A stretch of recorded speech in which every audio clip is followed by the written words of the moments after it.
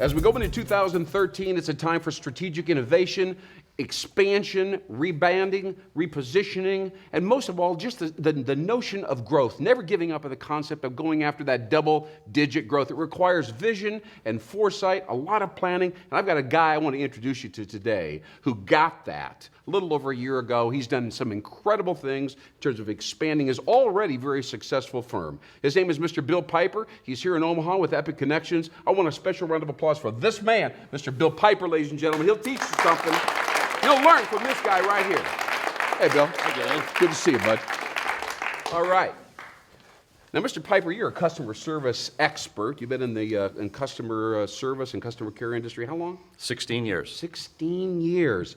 And your firm, Epic Connections, has been around, what, 8 or 10? 10 years, actually, next month. Yeah. Now, why don't you explain, up until about a year and a half ago, tell us how you envisioned or described what Epic Connections was, if you don't mind. What was it at that time?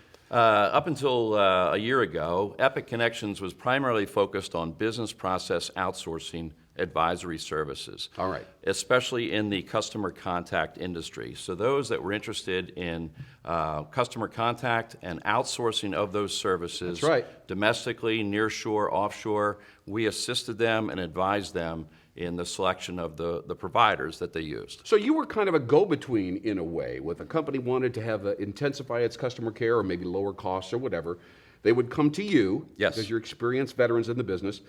And you have what, 175 customer call centers really around the world that you kind of work with, is that it? Yes, that's correct. Lynn, we screen about 175 contact centers on an annual basis to ensure that when we recommend them to our clients, that they will stand up to the services and our recommendation. Okay. So that screening process allows us to provide what we call a reverse RFP process. Okay. So rather than have a company go out and send out 30 RFIs, shortlist it to 10 RFPs, then shortlist it to 6, and then shortlist it again to 3. It takes a lot of time. It takes months to do that. And sometimes they have to get in an airplane and fly around the world and meet all these different call centers and screen them and get to know them, right? Exactly. And what we did is we shortened that process to weeks. Yes. Rather than months. Because we had all the screening already done, it was very easy once we understood their requirements to align them with the contact center partner whose core competencies aligned well and matched. So there's a matching process, which of course is the essence of marketing, matching needs and so on. But you also have, in so doing, you saved enormous amounts of time. That's correct. Like 50 to 60, 70% of their total search time? That's correct. Oh, again, from 6 months to about 6 weeks. Okay, so that's a formidable value proposition.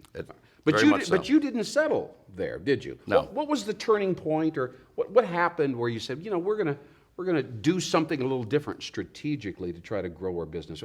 Explain it in your words.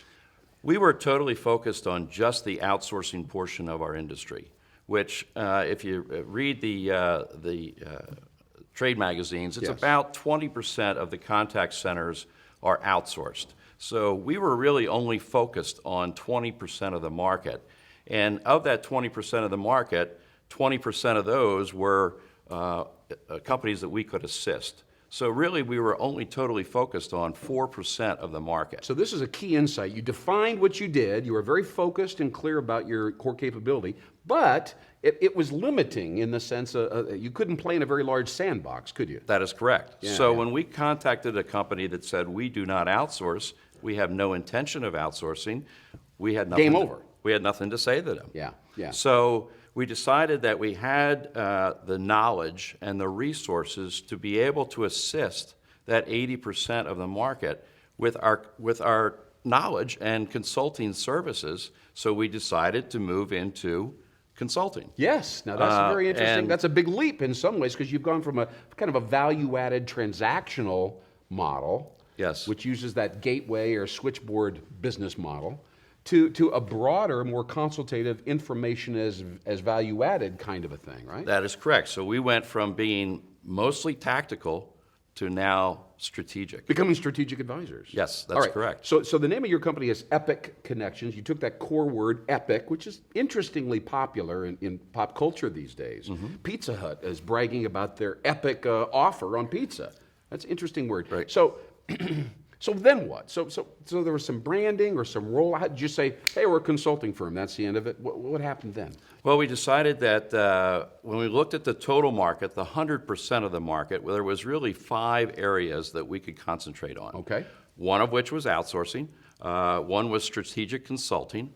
The other thing, when someone decided to make a decision, operationally or technology-wise, Yes. or outsourcing, Yes. they needed assistance and resources in that transformation. So we launched Epic Launch. Kind of a ramp-up Yes. service. So you we launched Epic Launch. We gave them the resources and the project management in order to launch this new service. Kind of a specialty version of the consulting piece. Exactly. All right, and then so that's So 3. that was 3. Number 4, once it was launched, we helped our client through managed services in managing the performance of the outsourcer. Of the entire call center. Exactly. So it'd be almost like being a property manager in a way for a very large facility with all these people running around. And so you're doing that remotely from your offices in Omaha. That's correct. Wow. And we're calling that Epic Performance. Well, I think there's a lot of organizations that might appreciate that. And then what would be the 5th component? The 5th leg is where everybody wants to go today. Yeah. And that is because the consumer is becoming more mobile. Yes. And more social. Our organizations that we work with need to implement the technology and the operations to assist in these consumers, these mobile consumers. Right. In the smartphone users and the tablet guys. Exactly. And they're pressuring the customer service organizations. That's a different deal. It's a new channel. How do you take care of somebody on the phone when you're getting texts over here and you're monitoring social media, right? That's correct. Are you doing that as well? We are. So you're handling that as well.